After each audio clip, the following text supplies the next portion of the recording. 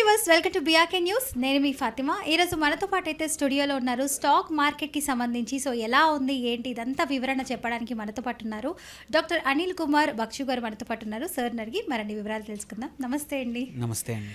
ఎలా ఉన్నారు sir? Wonderful అండి. సార్, ఇప్పుడు చాలామంది అయితే మ్యూచువల్ ఫండ్స్లో చాలామంది షార్ట్ టర్మ్ లాంగ్ టర్మ్ అని ఇన్వెస్ట్మెంట్ పెట్టుకోవాలనుకుంటూ ఉంటారు.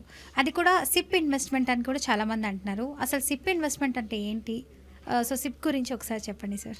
సిప్ మ్యూచువల్ ఫండ్లో ఎస్ఐపి అంటే ఏంటంటే సిస్టమాటిక్ ఇన్వెస్ట్మెంట్ ప్లాన్. సో జనరల్గా మ్యూచువల్ ఫండ్స్ అంటే ప్యాసివ్, మన బదులు ఇంకొకరు ఇన్వెస్ట్ చేస్తున్నారు, ఫండ్ మేనేజర్ మేనేజ్ చేస్తున్నారు మన డబ్బుల్ని. సో ఇక్కడ ఎస్ఐపి అడ్వాంటేజ్, ఎందుకు ఎస్ఐపి చేయడం అనేది వెరీ ఇంపార్టెంట్. సో మనకు ఒక ఫైనాన్షియల్ గోల్ ఉంది, ఒక 5 yearsలో 10 yearsలో ఇంత డబ్బులు అక్యుములేట్ చేసుకోవాలి. నా దగ్గర నాకు మాత్రం శాలరీ లిమిటెడ్ ఉంది, నేను ఆ డబ్బుల్లోంచి ఒక నెలకు ఒక 20,000 సేవ్ చేయగలుగుతాను అనుకున్నాం అనుకోండి.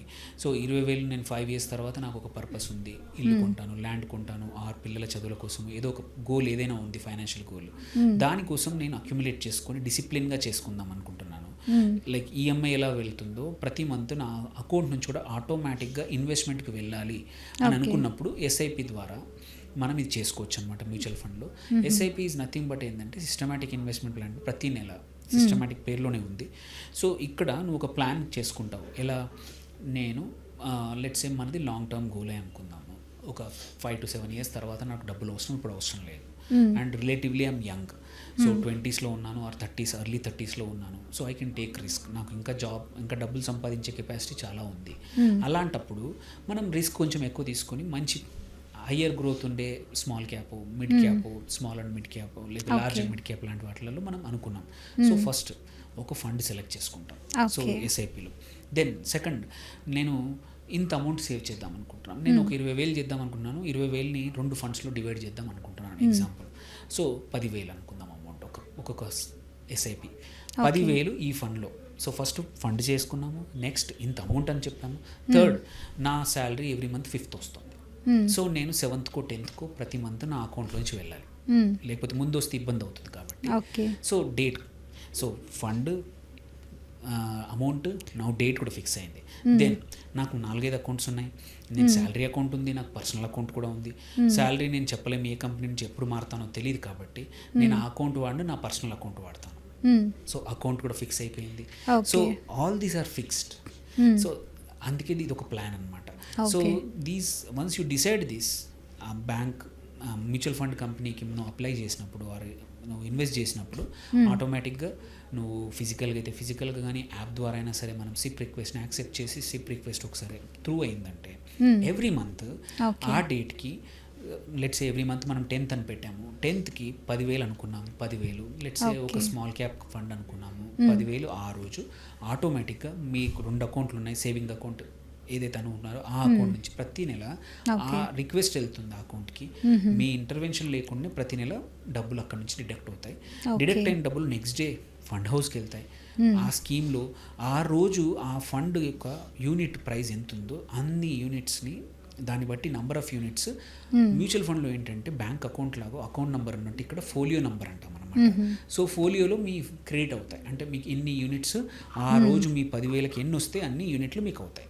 సో మనం ఇంపార్టెంట్ ఏంటంటే over a period of time చూసుకుంటే మార్కెట్ హై ఉన్నప్పుడు మీకు తక్కువ యూనిట్స్ వస్తాయి, మార్కెట్ డౌన్ ఉన్నప్పుడు కూడా మీకు ఎక్కువ యూనిట్స్ వస్తాయి. But me investment is same, 10,000 ప్రతి నెల 10,000 వెళ్తున్నాయి. అది ప్రతి నెల 10th అంటున్నారు, 10thకి వెళ్తున్నాయి. బట్ బేస్డ్ ఆన్ 10th రోజు ఆర్ 11th రోజు ఇన్వెస్ట్ చేసేప్పుడు ప్రైస్ ఏది ఉందో దాన్ని బట్టి యూనిట్స్ వస్తాయన్నమాట. సో ఇప్పుడు బెనిఫిట్స్ ఏంది, ఎందుకు ఎస్ఐపి చేయాలనేది ఇప్పుడు దీని నుంచి చెప్తాం. సో ఇక్కడ మార్కెట్ పెరిగినప్పుడు కానీ తగ్గినప్పుడు కానీ మీ ఇన్వెస్ట్మెంట్ అవుతుంది. So you are doing averaging. కొన్నప్పుడు ఏంటంటే యావరేజ్ చేస్తూ పోతా ఉన్నాం అనమాట. మార్కెట్ పెరిగినప్పుడు ఒక 6 years, 5 years, 3 years తర్వాత సో ఒక్కొక్క యూనిట్ ప్రైస్ చాలా పెరిగింది అనుకో, మీకు number of units multiplied by the value. ఎందుకంటే యూనిట్స్ ప్రతి నెల ఒక్కసారి క్రియేట్ అవుతాయి, బట్ ప్రైస్ మాత్రం పర్ యూనిట్ ప్రతిరోజు మారుతూ ఉంది మార్కెట్తో పాటు. అంటే పెరగచ్చు తగ్గచ్చు షార్ట్ టర్మ్లో. లాంగ్ టర్మ్లో యూజువల్లీ పెరుగుతుంది అంటిల్ అన్లెస్ ఏదైనా ఎమర్జెన్సీ వార్ లాంటి సిచ్యువేషన్ వచ్చినప్పుడు కానీ, కోవిడ్ లాంటి సిచ్యువేషన్ వచ్చినప్పుడు కానీ, ఎప్పుడైతే మార్కెట్లో హోప్ లేదో అట్లాంటప్పుడే తగ్గుతుంది కానీ, బట్ లాంగ్ టర్మ్లో మార్కెట్స్ ఎప్పుడు పెరుగుతాయి. ఓకే. సో అందుకోసమే ఏంటంటే మనము లాంగ్ టర్మ్ తీసుకున్నప్పుడు చూసుకోవాల్సిందంటే మార్కెట్స్ కూడా ఉన్న 1 or 2 months ఆర్ మ్యాక్సిమం ఒక 6 నెలలు డౌన్ ట్రెండ్లో ఉండొచ్చు. బట్ మళ్ళీ ట్రెండ్లో అయినప్పుడు మళ్ళీ పైకి వెళ్తాయి. ఓకే. ఇర్రెస్పెక్టివ్ ఆఫ్ ఇట్ నీదేంటంటే ఎస్ఐపి అడ్వాంటేజ్ ఏంటంటే ప్రతిసారి ప్రతి మంత్ మీరు కన్సిస్టెంట్గా చేస్తున్నారు కాబట్టి cost averaging, rupee cost averaging అంటాము. ఇర్రెస్పెక్టివ్ ఆఫ్ మార్కెట్ సైజ్ నువ్వు చేస్తూ పోతూ ఉంటావు. దిస్ ఈజ్ గుడ్ ఫర్ ఏంటంటే లాంగ్ టర్మ్కి. సెకండ్ థింగ్ ఏంటంటే మీకు అన్నిటికన్నా ఇంపార్టెంట్ సేవింగ్ హ్యాబిట్ వస్తుంది. అండ్ మీరు ఖర్చు పెట్టకముందే మీ అకౌంట్లోంచి వెళ్ళిపోవడం వల్ల తెలియకుండానే మనకు సేవింగ్స్ అవుతాయి. సార్ ఇప్పుడు మీరు చెప్పినట్టు ఈ సిప్ అన్నది సో చేయాలంటే అంటే ఎలాంటి పీపుల్ తీసుకుంటే బెటర్ అంటే ఒక డాక్టర్స్, లాయర్స్ అని చెప్పి లేదంటే ఐటీ కంపెనీస్ వీళ్ళు మాత్రమేనా లేదంటే కామన్ పీపుల్ కూడా చేసుకోవచ్చు అంటారు? ఎస్ఐపికి ఏంటంటే మినిమం 500 రూపాయల నుంచి కూడా స్టార్ట్ అయింది. సో ప్రతి నెల 500 కూడా చేయొచ్చు. కావాలి నెలన ఎస్ఐపి కాదు, కావాలంటే వీక్లీ ఎస్ఐపీలు కూడా ఉంటాయి, డైలీ ఎస్ఐపీలు కూడా ఉంటాయి. సో ఏదైనా సరే మినిమం 500 రూపీస్ నుంచి మొదలు పెట్టచ్చు. సో ఇది నువ్వు ఇట్లాంటి వ్యక్తులే కాదు, ఎవరైనా కామన్ పీపుల్ కూడా ఎవరైనా చేయొచ్చు. నువ్వు 10,000 జీతం ఉంటే ఒక 1,000 రూపాయలు పక్కన సేవ్ చేయాలనుకున్నా 1,000 రూపాయలు ఎస్ఐపి చేయొచ్చు. ఆర్ నీకు ఒక 20,000 జీతం ఉండే 4,000 సేవ్ చేస్తా అన్న 2 ఎస్ఐపీలు 2,000 2 స్కీముల్లో పెట్టుకోవచ్చు. సో దీనికి ఎటువంటి లిమిట్స్ లేవు. అండ్ ఎస్ఐపితో ఇంకోటి ఏంటంటే మనం రిక్వెస్ట్ పెడతాము.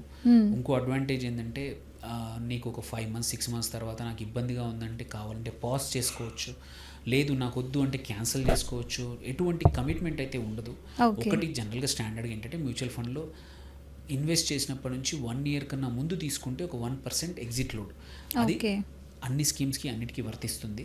బట్ నువ్వు అంతకన్నా ముందు తీసుకుంటే ఆ 1% ఎగ్జిట్ లోడ్ తప్పించి ఎటువంటి ఇబ్బంది ఉండదు. ఎప్పుడైనా ఆపేసుకోవచ్చు, ఎప్పుడైనా పాజ్ చేయొచ్చు, క్లోజ్ చేయొచ్చు. So on the whole SIP advantage ఏంటంటే ఇబ్బందులు లేకుండా ముందుకు వెళ్ళొచ్చు. ఇన్వెస్ట్మెంట్ అనేది మన చేతిలో ఉంటుంది, మనకి ఎటువంటి ఇబ్బందులు ఉండవు అన్నమాట. Okay, thank you so much sir. So system investment plan గురించి చాలా చక్కగా వివరించారు. థ్యాంక్ యూ అండి. Thank you.